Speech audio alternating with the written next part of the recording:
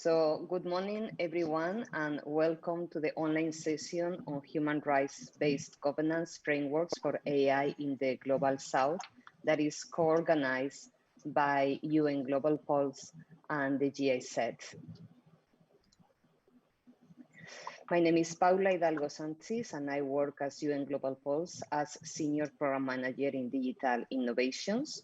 UN Global Pulse is the United Nations Secretary General's Innovation Lab.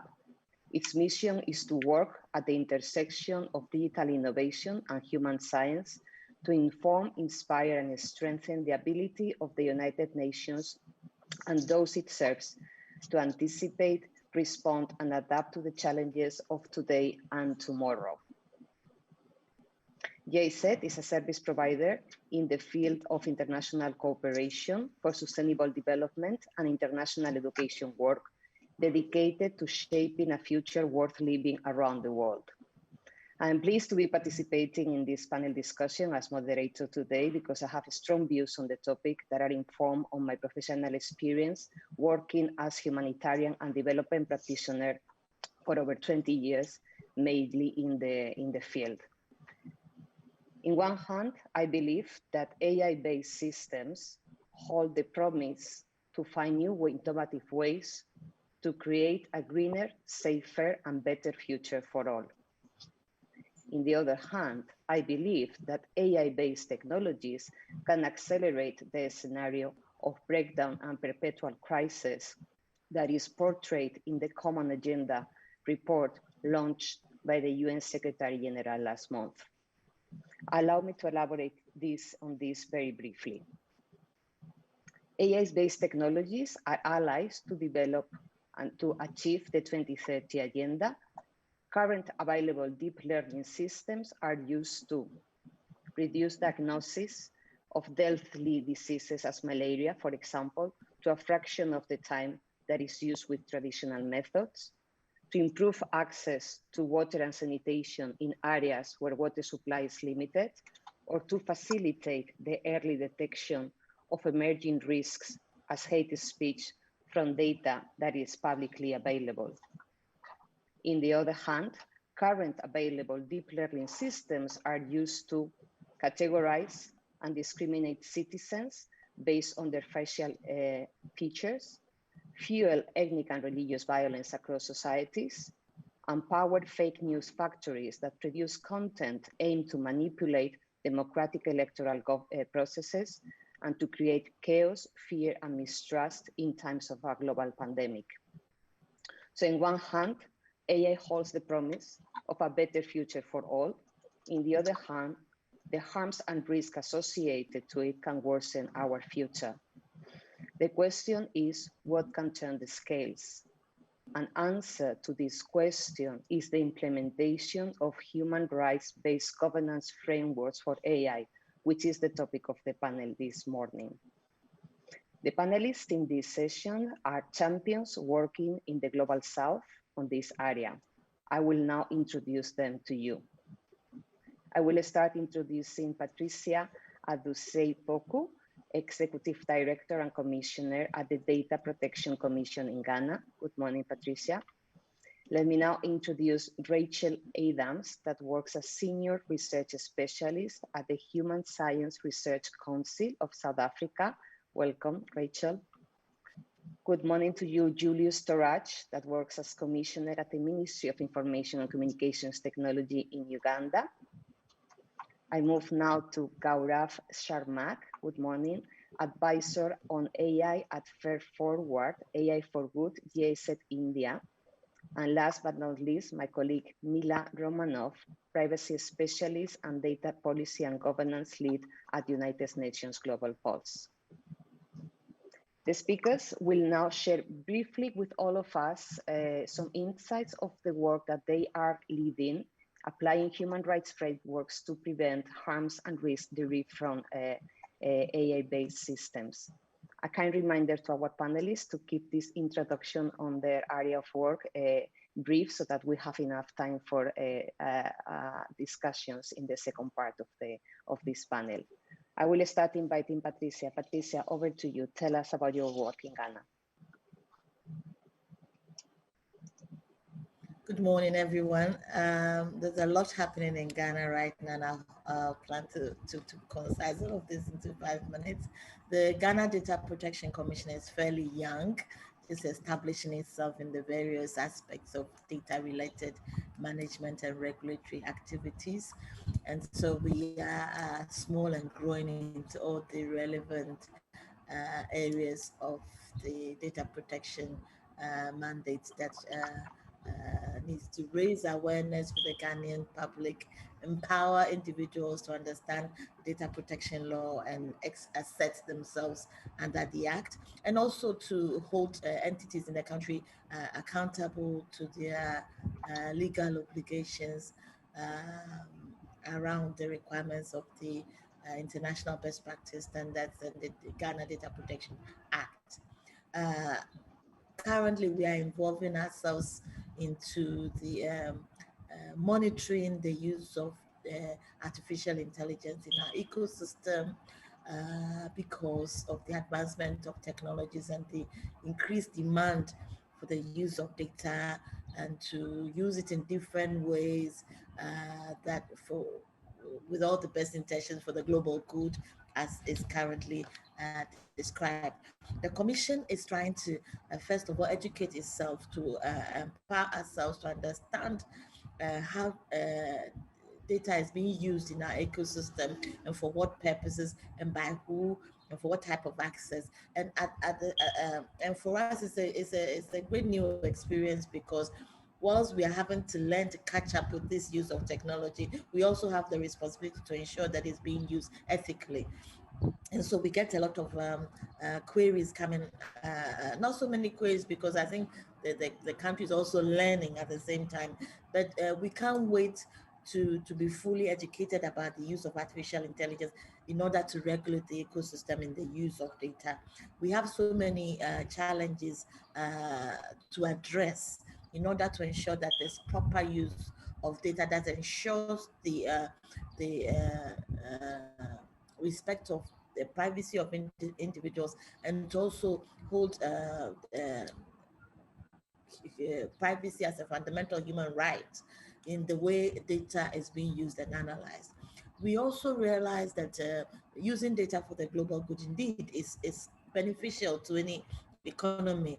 We see that it can even allow for inclusivity of use for those who are handicapped to generate, especially in our region where there's so much support needed by the communities around how data is used to support them and to generate results for them in different ways.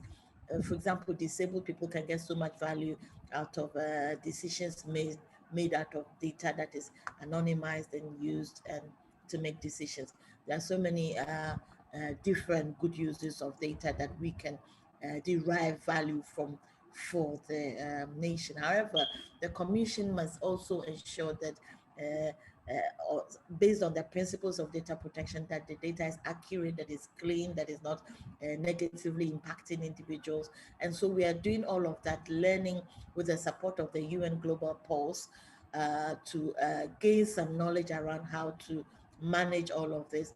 We're collaborating with our peers in the region from Uganda to understand how they have made inroads into establishing an ethics department in their country and how that is advancing the cause of respecting the privacy of human rights of individuals, whilst also enabling innovation and creativity in the ecosystem. So for Ghana, I can summarize to say that it's a new learning curve for the Commission and for the nation as a whole.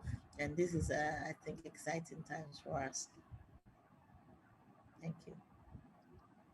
Thank you very much, Patricia, for those words of introduction and introducing us to the work you're leading in Ghana. Rachel, we move now to you to tell us about your work and about your work in South Africa. Thank you very much, Paula. And I'm going to speak from the South African perspective and from an African perspective, because I've been supporting work across the region to consider what frameworks are most appropriate to ensure that AI is used for the public good in a developing and global South context, because they are markedly different from a global North context. So at the moment, I think Ghana and Uganda are particularly far ahead in developing and thinking about the particular ethical challenges that are relevant for their contexts. But in many other parts of the region, and certainly in South Africa, the focus is far more on how to use AI to support economic growth and digital markets. And human rights is very much a sideline idea, and it is not mainstreamed within central thinking around how do we govern AI to use it in the way we want to use it for. Having said that, I think that the African region has incredible opportunities given the histories of their constitutional orders, their human rights assessments and balancing of rights that have taken place within many different African countries, I think provides a very solid foundation for these technologies and how we govern them.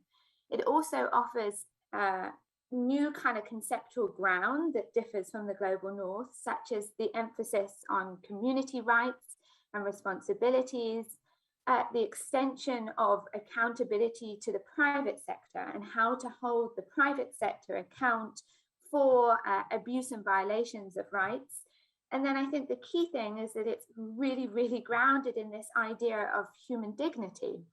And we often forget that. We often forget the importance of human dignity when we're thinking about how do we govern these systems, and we forget that the right to privacy is inherently grounded in this idea of the autonomous and dignified human self. So I want to just quickly mention the kind of key considerations I think we need to be thinking about when we advance a human rights-based approach to AI governance.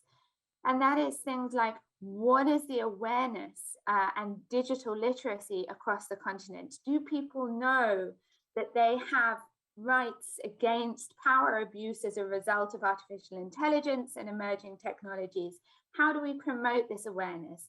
How do we draw on the incredible strength of national human rights institutions, the network of national human rights institutions in Africa, to really advance digital literacy and awareness programs? Do we have independent institutions to effectively monitor human rights? And Patricia spoke about the Ghana Data Protection Commission, which is a particularly good example. In South Africa, we have the information regulator, and we need to encourage these independent institutions that are established for data protection law to go beyond privacy and consider matters such as non-discrimination and accountability in AI systems, algorithmic transparency in a much more kind of fundamental way. And then, of course, we need an explicit rights-based governance framework, which we don't have at the moment. So at the AU level, there is a consideration into what are the human rights implications of artificial intelligence, and can the African Charter on Human and People's Rights be a starting point to put forward a rights-based framework that is applicable and relevant across the continent. So Paula, I'm going to end there, and I can go into more detail as necessary in the questions, but delightful to be here with all of you. Thank you. Thank you very much, Rachel. Okay, Julius, over to you to do this introduction of your work and the work that you've been leading for a few years now in Uganda. Thank you very much indeed. Our work is premised on the National 4AI strategy, which was developed by an expert task force, which was inaugurated by our president in 2019. And the task force recommended a number of things, including developing an ethics and human rights-based national AI strategy. They also recommended ethical, safe, and trustworthy design of AI-related research and implementation of AI-based initiatives. And this is one of the issues of discussion today. The other thing recommended was coming up with a data governance framework and to accelerate the functionality of Uganda's data market.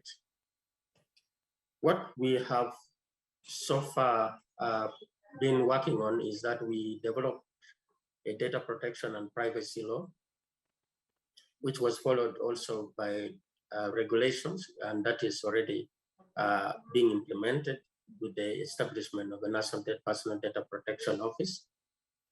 The other thing that we are currently working on is that we are developing an ethical AI framework and the data market strategy with support from the UN Global Pulse.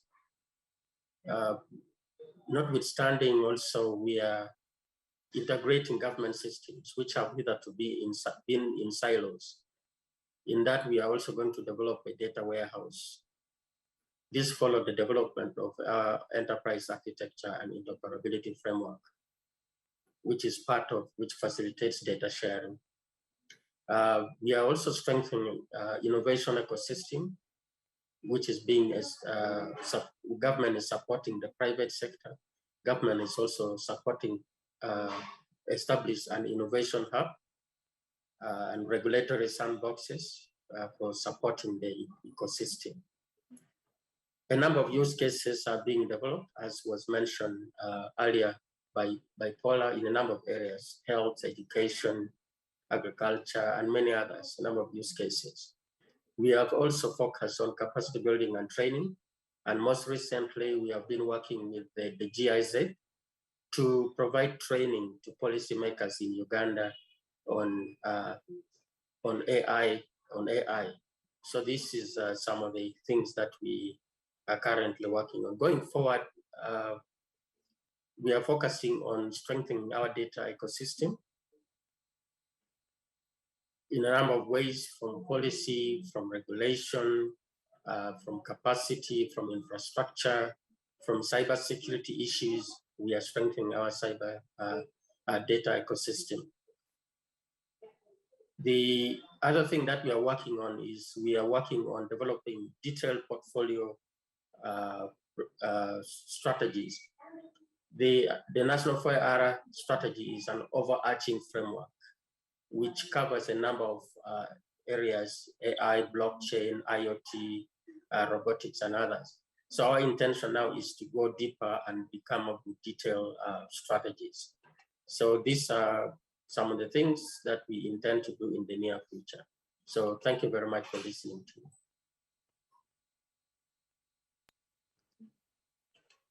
Thank you very much, Julius, for that overview of the work in Uganda. We move now to Gaurav for his introduction remarks. Over to you, Gaurav. Thank you so much, Paula. I think the stage is very set of how the Global South is approaching AI. I mean, for India, the good part is that we do have a national AI strategy, which is rooted in AI for everyone, and which does focus on key sectors, as also was said by Julius, on primary 5 sectors: on healthcare, on education, on agriculture, and then on environment. So basically, the government has a responsible way of enabling an AI environment which is rooted to benefit the masses. There is an economic component, as said by Rachel, in terms of empowering this AI governance frameworks for faster and easier accessible of public goods in India. But this is again in an experimental phase where pilot projects are being treated to see how much of this can really be achieved. And we are in India in early stages of pilot projects implementation. Some federal states in India do have a leverage on, have created their own AI ethics and AI policy frameworks. But again, these are again fundamentally in draft stages, and to see how AI actually can benefit the masses, whether it is on simple irrigation infrastructure or agriculture, crop yield management, things. These are still being experimented, but there is an approach to actually leverage AI as a technology to benefit the masses. Second point I would like to say is that there are, I would say Fair Forward as an initiative is supporting AI in India in 3 fronts. So we are trying to put improving the local conditions of AI innovation in India, and in this sort of format, we are trying to build e-learning courses on AI, which is fundamentally supporting government's e-learning courses frameworks on AI, on How do you collect data sets? How do you understand AI basic components? How do you really see AI in governance structures? And the second part is we are trying to access open AI training data sets in India. And two of our areas are in voice technologies and in Earth observation. In voice technologies, we have funded to support 9 Indian languages, and which are not the primary languages, which are some colloquial parts, low resource languages as such in India, so that things like Alexa or Google Assist can happen in these sectors. But fundamentally, data remains as a big bottleneck to support these local startups to really get to work. Secondly, thirdly, we are also developing this political frameworks for ethical AI, including data protection and privacy. And in the chat, I have shared the recently released AI handbook on data protection and privacy. We also released recently a book on Earth observation data landscapes, so that people understand where all the Earth observation data landscapes are happening. And the Earth observation is mostly satellite imagery or based AI application. So fundamentally, I would say that there is a focus on AI in society in India, both in terms of the policy approach and also the practitioners approach. And there are some other agencies in India which are supporting this. So there are big funders like Omidyar Network India or Bill and Melinda Gates Foundation and things like that, who are trying to come together and say, okay, where on the policy principles we can support the government's national AI strategy. And the government itself is trying to build center of excellence on multiple fronts for benefiting the masses. And also in trying to understand where data exchanges will actually take shape in India, because data in India is directly linked to AI. Like, for example, we have the National Identity Mission, which is the biggest in the world. Then we are recently launched the National Health Data Identity thing. So I think it correlates much to the data exchanges part and how those things will actually become India specific. Again, there are two parts to the story. We need to have these things in practice to function, but then the bigger questions of transparency, bias, and accountability will feature in once these things become little large and these projects come to life. So I addressed that. Thank you. Thank you very much, Guraf. Mila, tell us about the work you are leading in Global Pulse in this area. Thank you very much, Paula, and thank you very much to all the speakers. Sure, so Global Pulse has been working through our Pulse lab, Kampala, specifically in the African region on and as our colleagues just mentioned, with the government of Uganda and the government of Ghana, with the support of GIZ for a few years now, on the issues of human rights, but specifically the right to privacy. And as we started our work on the right to privacy, we've been working with our government counterparts on developing ethical AI framework in the Global South, and specifically supporting the government of Ghana and Uganda in establishing the ethical AI framework at the national level. But recognizing that while artificial intelligence brings significant value to economies, and as Dr. Adams mentioned, economic interest is a huge priority in the Global South and Africa. AI can significantly impact this and support these priorities. However, the harms that result from the use of AI, as also Paula mentioned in the beginning, are increasing, and they are increasing as we're using large amounts of data to support the use, to support the design and the use of AI. So these are the two problems, or I would say challenges, that we looked into, right? The design and the use of artificial intelligence, as well as the data that comes and that supports the use of artificial intelligence. So as we looked at these, as we unfolded this challenge, we realized that as we were looking at the establishment of the ethical AI framework, we cannot look away from the problem of ensuring the access to quality data. And these two issues we looked at together, and that's what we are currently doing in both in Ghana and Uganda, and combination of looking at the human rights implication of the use of AI and establishing the framework that would support the human rights-based approach to the design and use of AI, as well as establishment of the data market infrastructure that would provide a solid base for access to data. What I think is interesting is just in the recent year, the African Union came out with the data policy, which is sort of a kind of a relative understanding of a data strategy. And if you look at the data policy for that came out from the African region, it talks specifically about the people-centered approach. And as we talk about the ethical AI framework, the human in the loop and the human-centric approach in the design and use of AI is also there. There is definitely a lot of commonalities when we think about the use of artificial intelligence, and of course, the already existing frameworks around data use. So as we are progressing with our work on the ethical AI frameworks, we're also looking at the already existing framework and common standards around data use, and more specifically of data privacy and data protection. As was mentioned before in this presentation by my colleagues, is that we need not forget about the right to privacy, including when we think about the use of artificial intelligence, because AI is based on largely on the use of data. So the quality data that we're using, and as much data as we're using in the design and use of AI, it needs to come through the responsible framework for data access.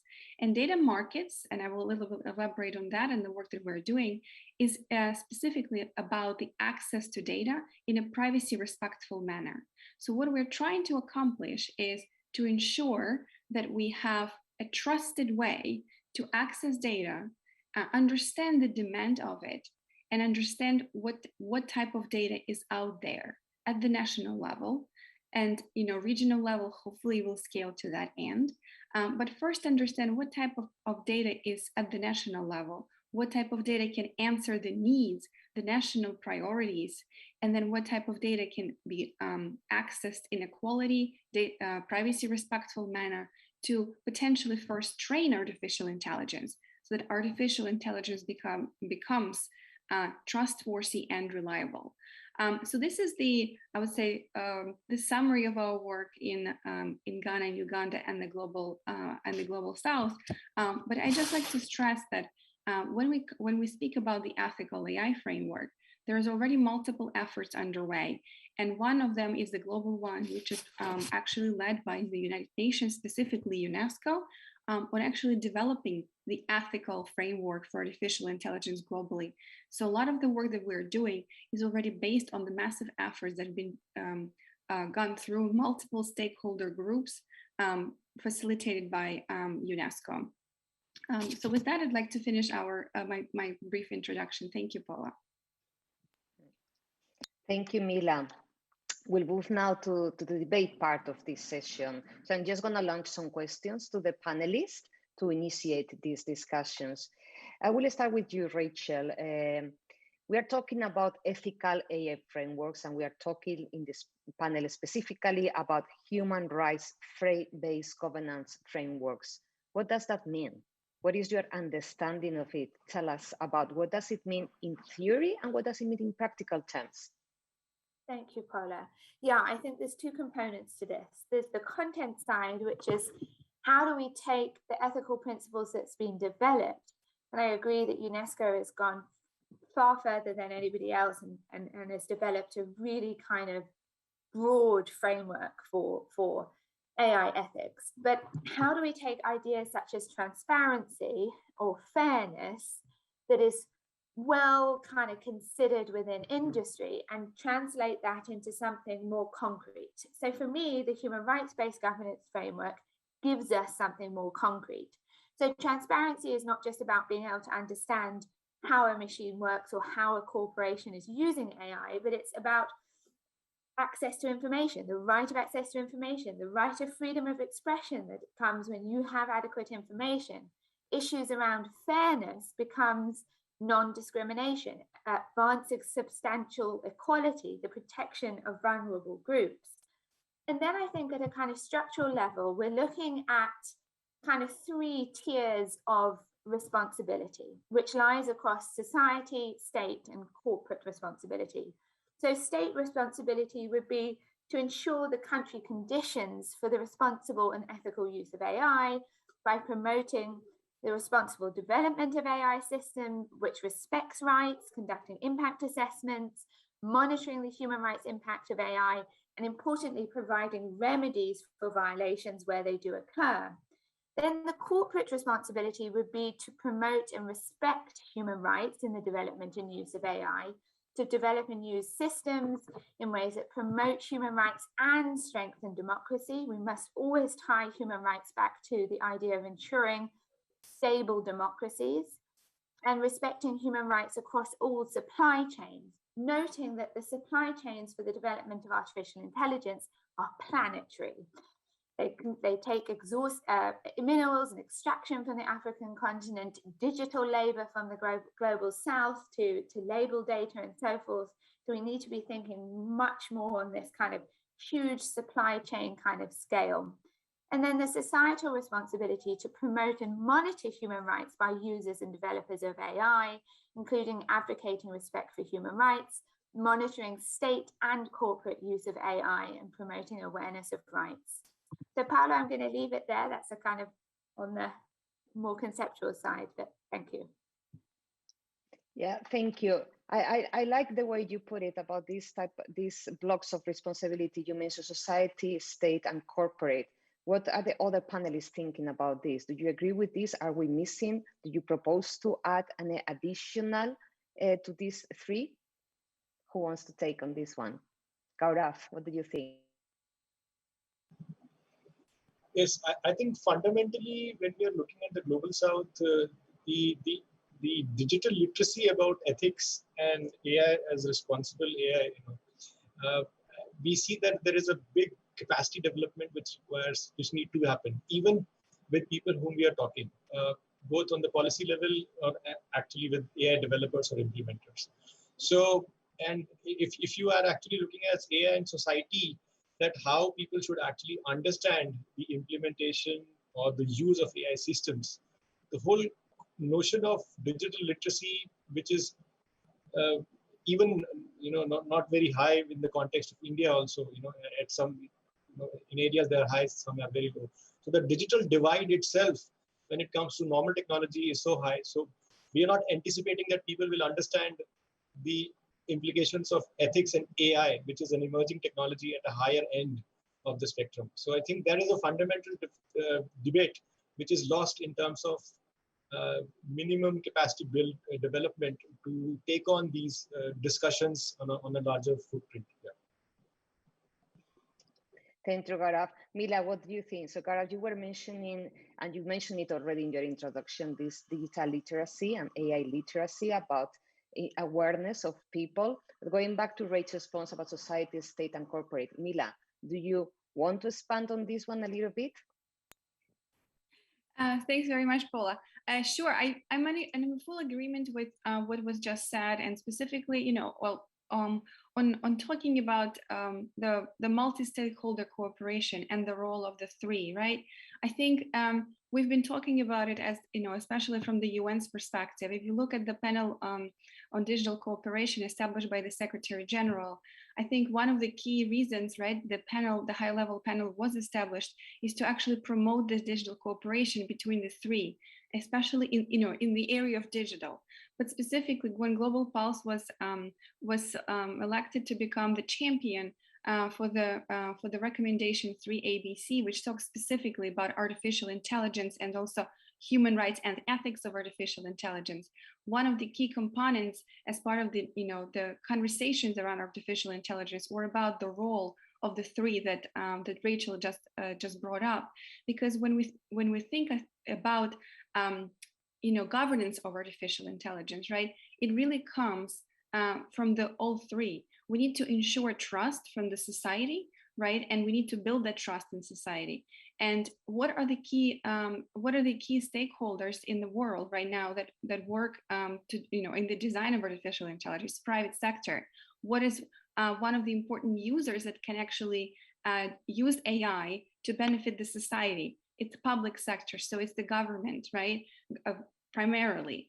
And then, of course, and who is the key beneficiary, right, of that could benefit from the use of artificial intelligence? It's the public, it's the citizens. So in a way, I think all three really take the key role in the governance of AI, because all three bring the crucial perspective and are in a way also responsible to make sure that the AI is used for its good. But with that, I also liked what Gorma mentioned, is that digital literacy, and I think Rachel also mentioned in the beginning, right? The gap that we currently have, especially in the global South, is digital literacy. So if we talk about human rights and also, in general, governance of artificial intelligence, human rights-based governance of artificial intelligence, I think not many, especially what we notice in the global South, is understanding what that means. So there is a really huge gap especially from the public, from the citizens, in understanding what, for example, right to privacy means, or to which extent privacy extends to artificial intelligence. These are sort of big concepts. And I think, and as we're conducting, we're actually going right now through a series of interviews to actually understand also the level of digital literacy when it comes down to the governance of artificial intelligence. And one common trend that we keep hearing in the countries that we work in is actually that lack of understanding of harms that artificial intelligence can bring, and therefore, of course, the understanding of the extent of governance. So I think that's also an interesting point that was brought up by Rachel in the beginning, is that we need to think about the three-tier approach, but also think about how to build digital literacy more to ensure governance. Thank you. Thank you, Mila. So we go back again to the point of digital literacy and AI literacy. And we have the big picture, the framework, AI governance responsibilities, but what needs to be regulated? What are the key issues? Let's go back. Let's go now from this global higher level to the lower level, if you want, or all the way around. Patricia, what are the key issues that require human rights-based governance? In your experience, what are the key issues in AI design and use that require this human rights-based governance? What is your experience from Ghana and the region? You're also working in the region. I think the two previous speakers, Rachel and Mila, have just hit the nail on his head on what our major gap is, the challenges, digital literacy in this region. And I speak for Ghana as a specific case study, but I think some of these issues that I'm mentioning is replicated across the region. And it's a major challenge for us. This whole lack of understanding that Mila mentioned is a real challenge here. And the lack of understanding is just not just amongst professional, but at the policy level. Those who have the power to make decisions that creates the transformation that we need. We have, as she mentioned, the three-tier approach, which is the concept that I have been pushing through since I took office in 2017 in Ghana. I've maintained the same theme from 2018 till now, which is this three-tier, which I call the 3 T's, to make it simple for anyone that interacts with our commission. And the 3 T's simply says trust, transparency, and transformation. And it works in any scenario that you put it.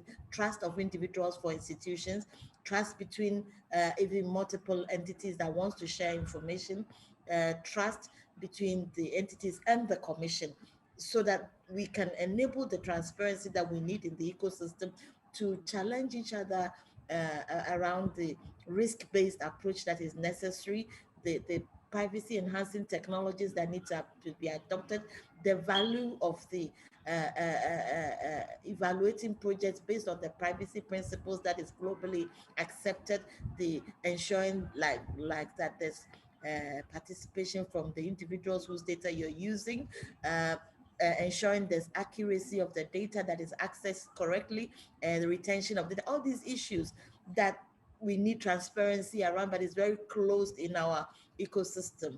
So we talk about the trust, the transparency, that will then lead to the transformation that is needed in the ecosystem.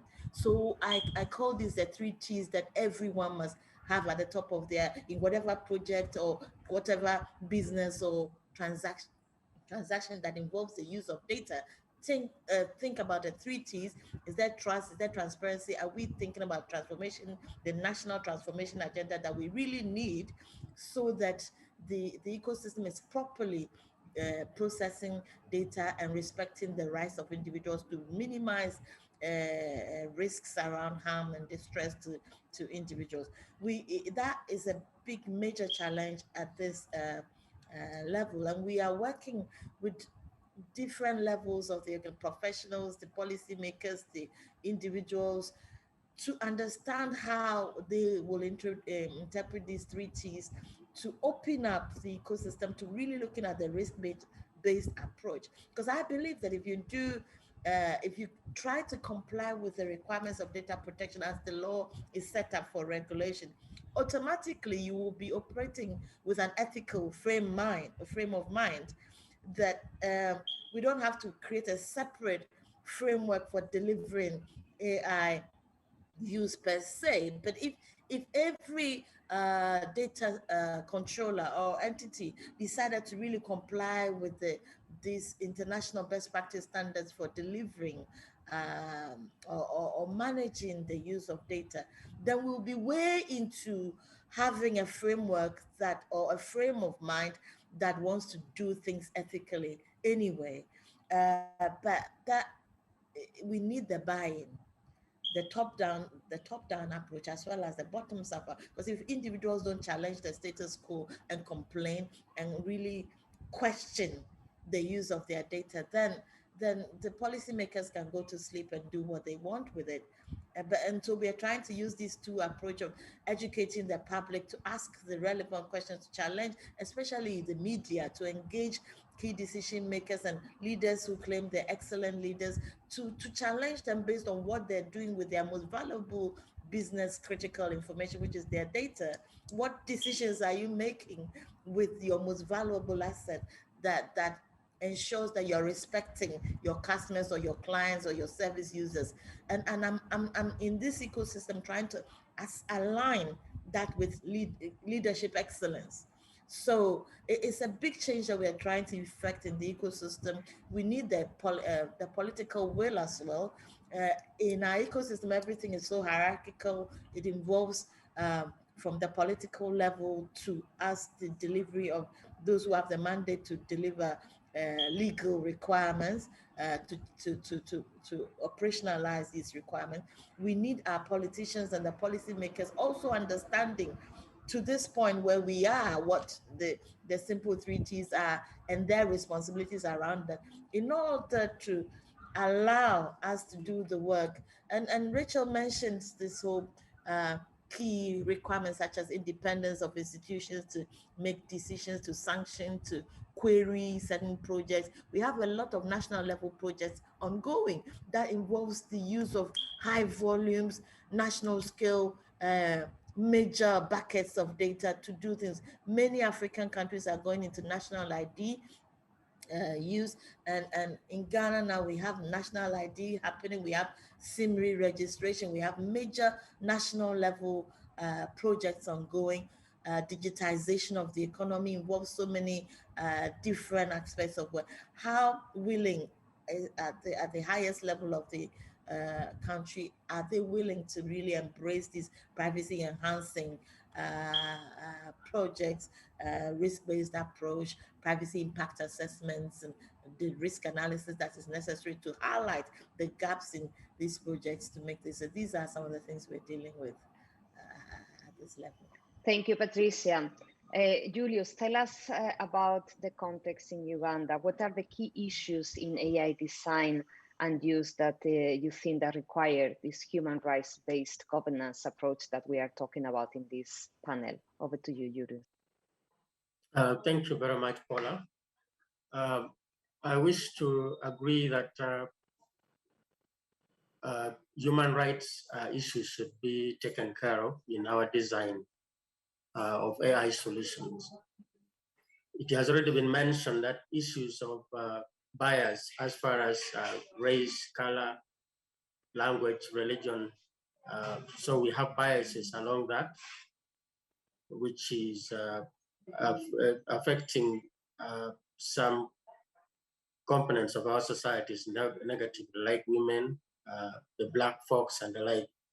And then also the issue of the right to privacy. This is contained in our constitution, but it is derived also from the Universal Declaration on Human Rights, issues of respect to privacy. The other thing which has been mentioned is the issue of freedom of opinion and expression. This is also part of the Bill of Rights. And the challenge we have here is that algorithms are now being used to influence opinion and being abused through fake news and deepfakes. The other thing is right to work, which is also a part of our constitution, but it is part of also Article 23 of the Universal Declaration on Human Rights. So there are quite a number of challenges, much as there are also positive aspects. It has already also been said that AI solutions should be centric. So we believe that in order to ensure that systems will uphold human values, design methods should incorporate ethical principles and address societal concerns, including social, economic, political, technological, legal, and philosophical questions raised by AI. In addition to the transparency issue that was raised by Patricia, I wish also to add on the issues of accountability and responsibility, which are key in the design of AI systems. And when we are gathering data for developing these systems, we must be sure that we take care of societal values and also making sure that the regulations are in line with ethical principles. But we must also make sure that we strengthen and have it aligned to international human rights laws and regulations. And also, we need to strengthen ethical principles and laws in our countries. Some of the things that I imagine about developing AI laws, AI-specific laws, and also to develop data-specific laws. So this will help in harmonizing development of AI solutions and making them responsible. So all these values should be linked in the requirements specifications of the systems as we develop them. So that's the addition that I wish to add. Thank you. Thank you, Julius. And what are, in your opinion, the current challenges to develop these governance mechanisms that include all the things that you are mentioning? What is your experience in the case of Uganda? I think the lack of awareness is a big thing, both from political level, because if policymakers don't understand what AI is about and the dangers that is going to be occasioned, they will not give you all the support you need. So it is important.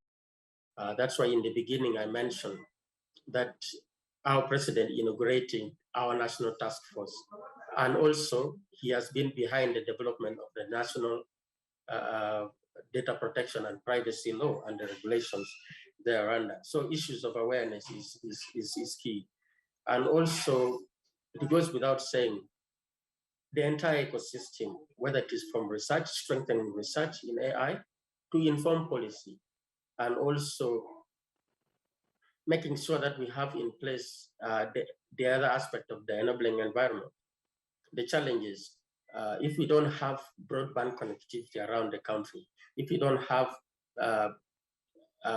cloud computing environment that is sufficient, then all this can affect issues of development of AI in the country. Thank you for that, Julius. Gaurav, what do you think? Do you have any other challenge to add to the list of what Julius was mentioning? What's your experience? Yeah, thank you, everyone. I think when I'm looking at these challenges, I'm looking at it from a very fundamental approach is where it is. And what we have realized that every country will face very distinct challenge based on this bias and transparency and accountability and responsibility. This is because these AI based algorithmic approaches might work in Uganda and might actually create a different type of unknown bias or unknown accountability for Uganda. And I mean, we have seen this in India, where some of the pilot projects in the states, I mean, the size of state in India is 35 million people and above. So 2 states might not have the similar sort of contextual idea about bias when it is come because of the change of language, change of, people's accents, change of very simple things. So I think predominantly these fundamental questions will come to life once pilot projects actually scale up, and their learnings would be through time. It cannot be projected from stand-on starting point that we can only create checks and balances and sort of, these gateways which should be adhered to in policymaking. But the real learnings for any AI systems or its applications can only come to life after they have been implemented on a scale and have been tested for a timeline of at least a year or so to get to know what actually the right or the wrong it is doing for the general public, specifically in the public goods domain, wherever they are trying to be implemented. So I think on the governance side, these factors would be continuous learnings which need to be adjusted as and when these AI systems are implemented in the general channel. Yeah, thank you. Thank you, Raf. So we've talked about the guiding principles of these frameworks. We've talked about the key issues that need to be addressed. We've talked about challenges. Now the question will be what to prioritize here. Rachel, what is your opinion? What type of governance instruments will need to be prioritized now? Ethical norms and principles, regulation, legislation. What are your thoughts on this in terms of prioritizing? Thank you, Paula. I think it's quite hard because as what Gaurav has been saying, we actually don't have enough evidence to show how severely we think AI is impacting on human rights. So what I think is a priority is to build the evidence and the case for why a human rights-based approach is actually the only way of moving forward with AI in a way that would be genuinely inclusive. So I think the prioritization is to share lessons, to share experiences, to build this evidence base, and then to promote digital cooperation. It's so important for, as a regional bloc, as a global South bloc, we develop frameworks that will allow for pooling procurement resources, for sharing data, for using AI in much more efficient ways and learning from each other where there may be risks and harms in similar country setups. I think about how Ghana is now rolling out the digital ID system, and the lessons that can be learned from India are really critical. So it's not quite an answer to what framework is most important. I think we need to be heading towards legislation, but in order to do that, we need to ensure we have the right bodies to enforce compliance and monitor those laws. But I think legislation will be the only way to effectively guard against the very serious risks we are seeing coming out as a result of AI. Thanks, Paula. Thank you, Rachel. Mila, what do you think? Legislation, norms, principle, of course, digital cooperation is needed as a mechanism, but what would you prioritize? Over to you. Thank you, Paula. I would probably just say what I observe as a kind of common emerging trends around the world, and just what we learn currently from the experts on this. There have been many debates around ethics versus human rights, but primarily in the sense of how can we enforce ethics. And I think that's the reason why we're currently discussing also regulation of AI. And as we know, the EU came out with the proposal of the regulation of AI, which I think is an emerging kind of, I would say, trend, which is a very interesting and useful approach, given the, again, conversation that we've been having, for many years of if we're having an ethical framework and self-regulatory framework, how do we actually enforce it? And especially in the conversations in the global South that we're currently having, there is a lot of interest in how to enforce ethics. as we are, approaching ethical AI framework. So I think that there is this balance of how do we ensure innovation and don't slow down innovation and the economic progress with the use of AI, which is primarily what the AI is used for in the global South context. And how do we actually make sure that it is human rights based and the privacy is enforced and all the ethical principles are enforced. So I think that's where the conversation will end up, is to ensure that we have proper accountability and of course when we speak about legitimacy and law, is where the conversation is heading, is that actually the enforcement of these principles. So I think the ethical framework is still enshrining human rights is the foundation of all. But I think the conversation and the trends are moving in the direction of more or less risk-based approach and risk-based regulatory approach. That's what I say. I think that's where the conversations are right now. Where they're going to end up is still a big question, but there's definitely a lot of benefits in making sure that we are accountable and the principles that we're established are enforced. Thank you.